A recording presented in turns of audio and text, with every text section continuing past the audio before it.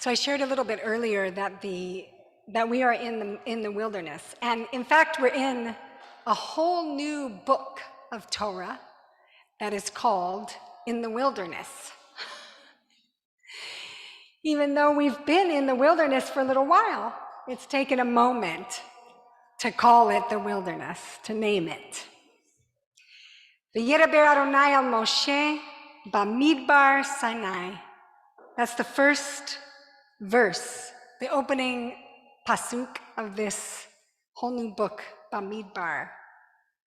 On the first day of the second month in the second year following the Exodus from Mitzrayim, from the narrow place, Adonai spoke to Moses in the wilderness of Sinai.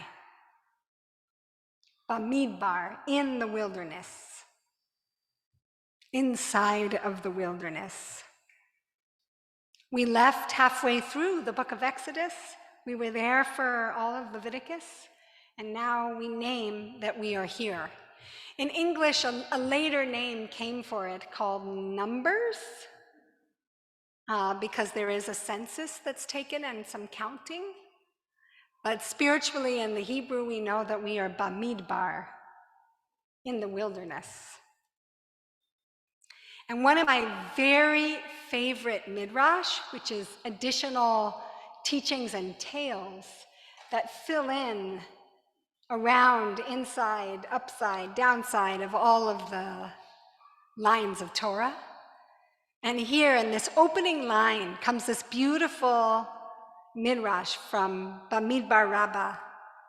And it says, why wilderness? We have this opening verse, Bamidbar Sinai. Why is Torah given in the wilderness? And our sages tell us that Torah, the giving of Torah, came with three things: Eish, Mayim, Bamidbar. Water, fire, and wilderness. Fire and the smoke on the mountain, clouds and the water, and wilderness. And why these three things? They tell us because these things are free. These three things are free. Free for everyone to take, and free for us to acquire them. And it goes on to say that we have to ourselves be in a free state, a state of hefker, in order to acquire Torah, in order to acquire wisdom. Of course, though, because it's Torah, and to the Jewish people, it's said in the negative construction. Ela kol mi she'enu asa atzmo hefker bamidbar. Anybody who does not put themselves in the state of hefker, they cannot acquire wisdom in Torah. Hefker means that something is ownerless, free for the taking, open to all. In order for us to acquire wisdom, we need to be like the wilderness, free and open and ownerless. That's beautiful, poetic, but also pretty scary and vulnerable. I am ownerless, I am free, I am in the unknown, I am in the wilderness, and here will be wisdom. Here will be wisdom when we're thrown open. And this is a lovely translation of that midrash. Anyone who does not throw themselves open to all like a wilderness cannot acquire wisdom and Torah. So much of our lives is navigating the wilderness, just like our ancients, right? We entered halfway through Exodus, and we are not going to leave the wilderness, friends, through all of the rest of Torah, all of it, all the way to the end. In the last book, we're still there. We see the promised land, but we're still in the wilderness. That's so much of our lives. And that ownerless, open, ownerless, free state of wilderness, of midbar, requires courage. So much courage. And yet, I think when we hear the term courage, the midah of Ometz Lev, I think we often think about Exodus courage, about the big moment where something happens all at once. It's a big leap, right? And we walk into the waters and they split and we did it! Whoa! The crescendo of the music, the last scene of the movie. And that's what we think of as courage.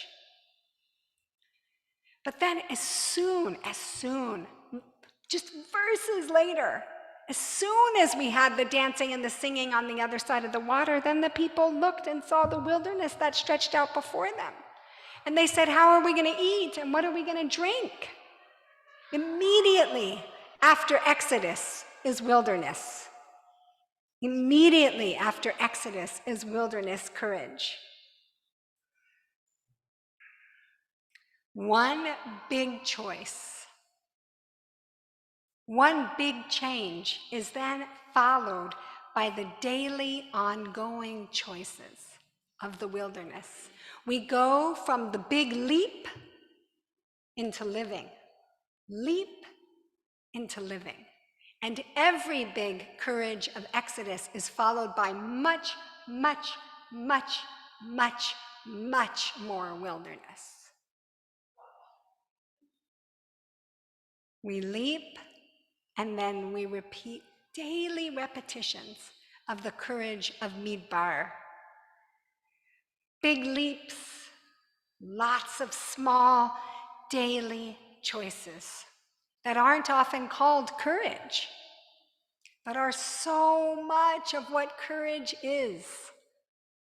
The daily living of the wilderness is the Midbar, is the midah of courage, of Ometz Lev.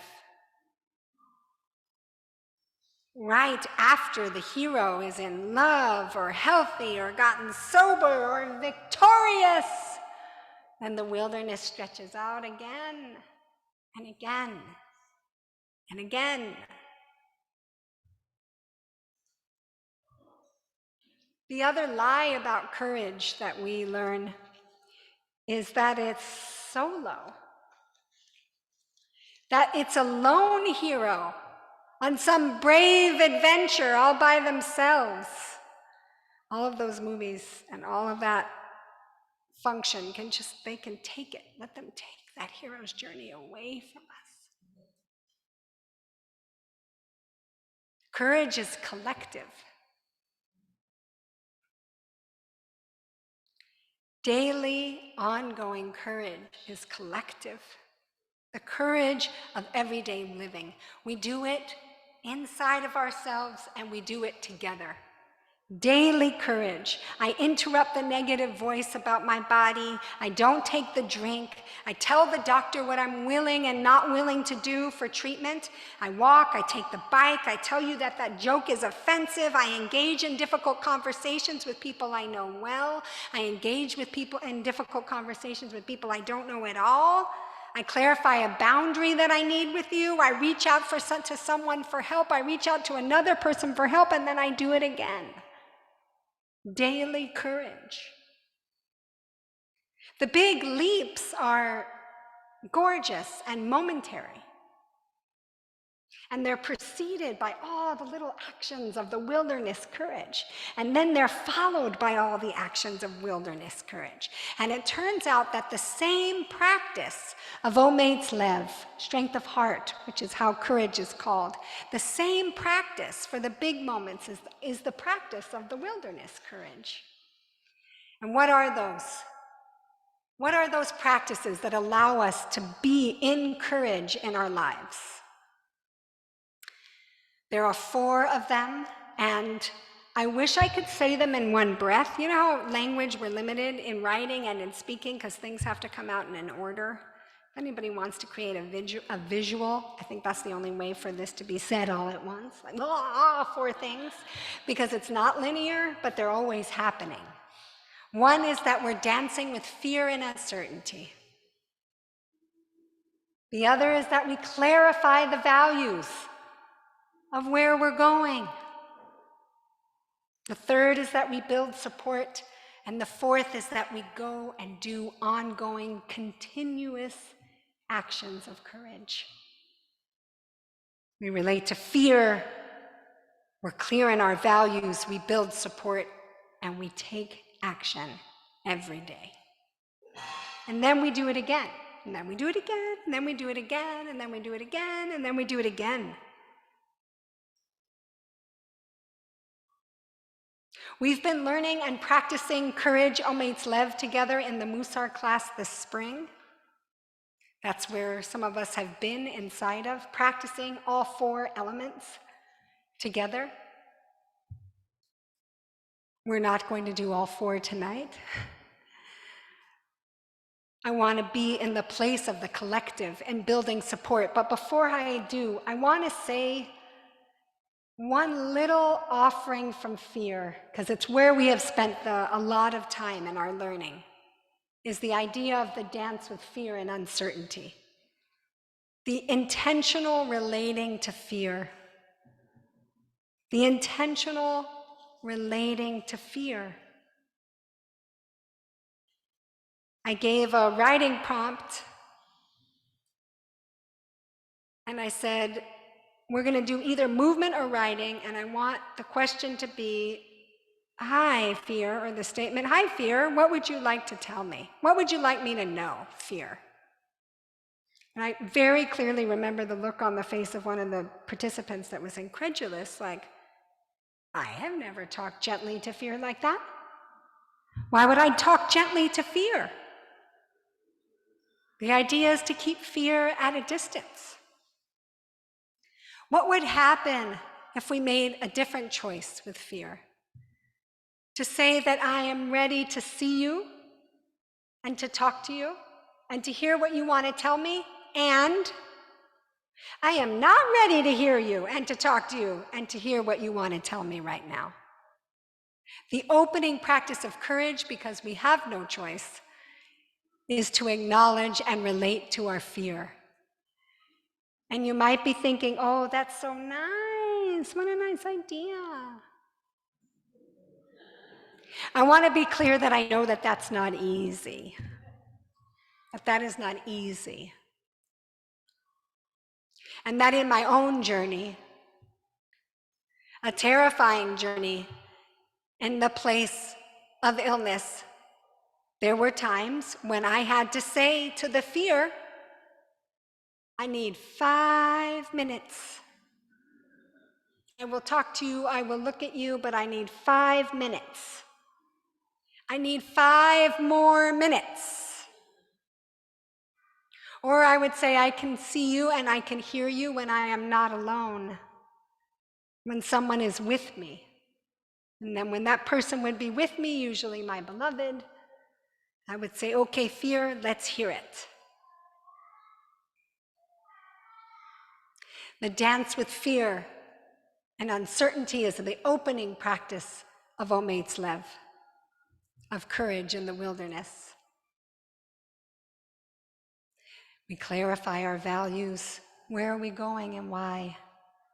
And then we remember that we are not alone. Friends, the entire journey of our people through the wilderness, when we left Mitzrayim, when we left the narrow place in order to get to the promised land, what were we doing? What were we doing? We were leaving as slaves from the narrow place in order to become a community in the wilderness. The point of Midbar is community. And yet over and over and over again, this idea of a solo journey is so embedded in our individualistic culture that this is something we are doing alone, and no ancient culture is like that. Your culture, your ancient culture is not like that. We were looking for songs for tonight, and we often look for themes. Wilderness, this or that. And they all were like, I'm on my own in the wilderness. I'm alone in the wilderness. After the seventh song, I was like, David, we're looking for together. I was like, but this is what there is. Especially in wilderness, we're alone here. But courage is always done together. Let me just be clear that just because we're in community doesn't mean we're together. What does it mean to be together in the wilderness? Part of why it took so long in our journey. Remember that the distance between Mitzrayim and Eretz Israel was not 40 years long. We had to stay extra time spiritually.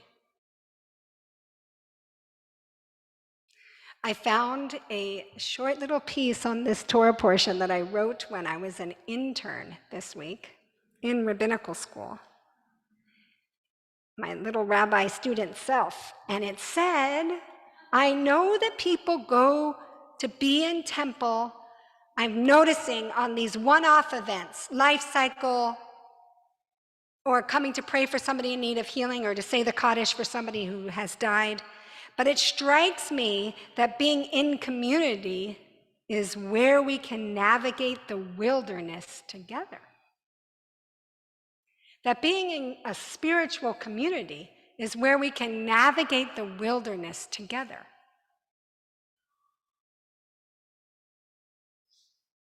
That's what we're doing here, navigating the wilderness together.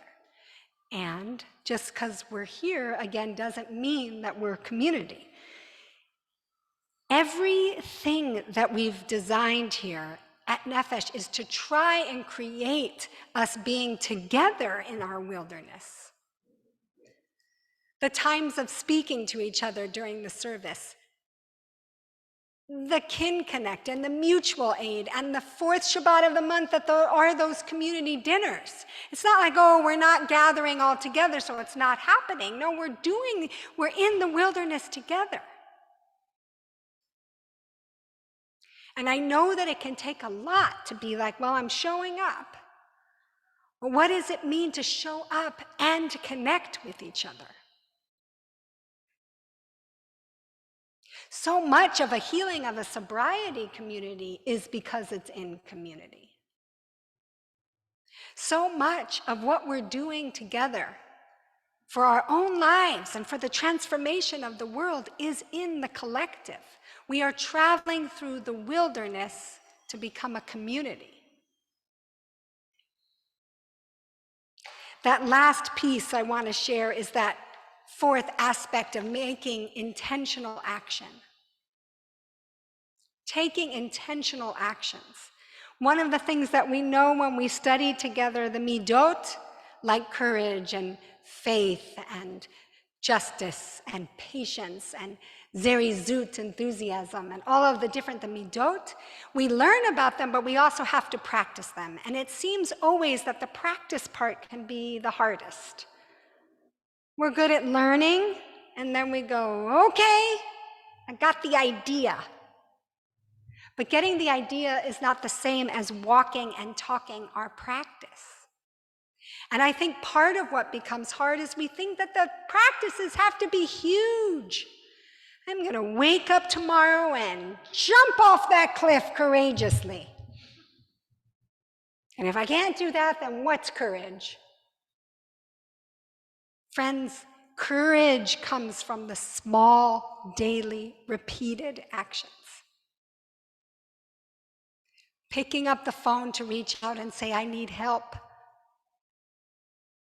Somebody in our study has been setting out to reach out to a support group until she finds the right one each week. Somebody else in our community is trying to do spiritual support and community at the same time. They're in the dark, then they're in the depth of a wilderness journey with a diagnosis, knowing they need spiritual support and prayer.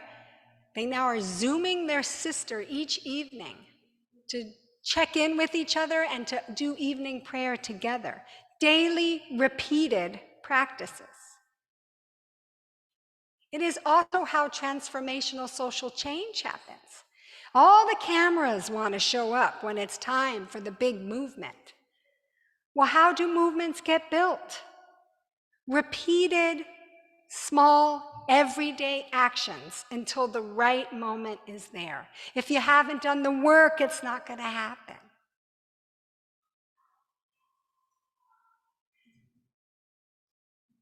We love this false hero's journey that gets told over and over without the collective.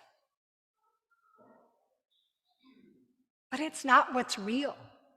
Rosa Parks was the secretary of the NAACP. Many other people had sat on the bus risking arrest. The time was right because she was ready and committed to the work of doing it every day and all the time. I know that many of you here are the people doing the work every day and all the time. Out in the world, and I hope for many of you in your lives. What is it to know that what you are doing is courageous?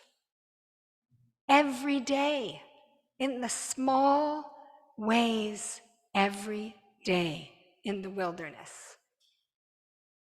I see all of your courage. I am moved by your courage. The wilderness stretches open and is ongoing. And we are not alone in this wilderness. So friends, may we find each other. May you give each other courage.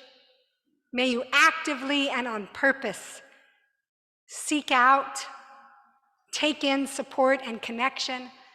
And may you throw yourselves open. May we all throw ourselves open to the wisdom that is with us in the wilderness. Shabbat Shalom.